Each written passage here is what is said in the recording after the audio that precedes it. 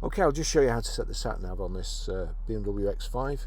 So from any screen onto nav, which is a bottom right at the front here, and then click across again, and then you've got the option to destination input.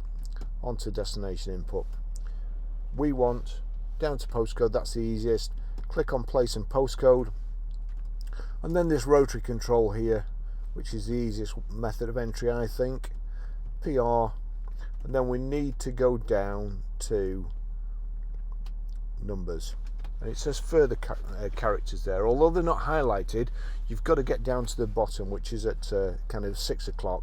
Further characters, click on further characters, and then we've got the numbers. So 5 4, so we're Grosvenor Garage, Chorley Road, Wantleydale, Preston, PR5 4 JS, and then in the center is OK. It's just waiting for you to click OK. I don't need to put a street, so just accept destination. Start guidance. Now turn right. That's it. That's how you do it.